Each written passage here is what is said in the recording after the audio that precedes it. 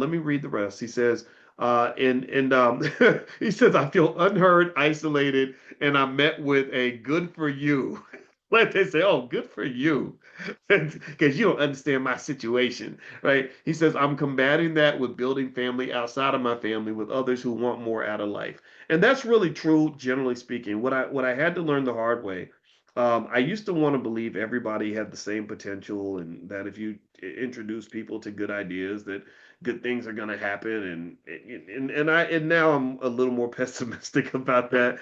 And let's just be honest, different people have different levels of even intellect and processing capability. You know, like the fact that a lot of you are even able to like track some of these ideas says that you have either high intelligence, or you have a desire to have a higher intelligence. You either have knowledge or you value knowledge, right? And unfortunately, that may not be the norm for everybody.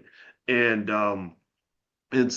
yeah, so you're gonna get that. Just be ready. Like the more you really commit to, for example, when you get to the point where you commit to ideas like no excuses, like I'm not accepting excuses no matter what, that right there is gonna lose you a lot of friends, because so many people lean on their excuses. They need their excuses, right? That's the crutch. Because the hard part is when you say, okay, if I remove this crutch, I got to stand on my own 2 feet, and I have to look in the mirror and admit that the reason I don't have what I want is because of what I did.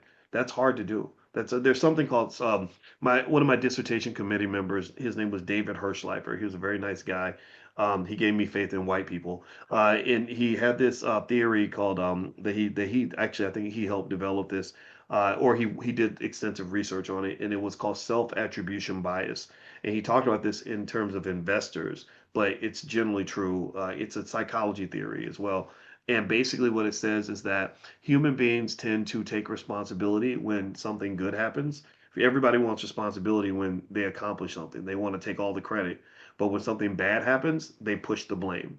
And this happens even on a microscopic level. Even I do it, right? Like with my Ohio State Buckeyes, when we were winning championships, everything was we won. But as soon as they got their ass kicked last week by Miami, it was like, oh, my wife was like, how'd the game go? I was like, oh, they lost, right? So I want you to pay attention to how people do that. They'll attach themselves to the win, but they'll disconnect from the loss, right? And because it's much harder for me to say we lost, right? But when we win, it's like you would think that I was out there scoring touchdowns, when really I wasn't. I was just cheering along. So long story short, what I would say to you is that when you're talking about wealth building and investing and things like that, that ability to take accountability for whatever it is that you're trying to accomplish is a really important factor in your success level. And so in the world of investing, what you find also is that there's an issue with overconfidence as well.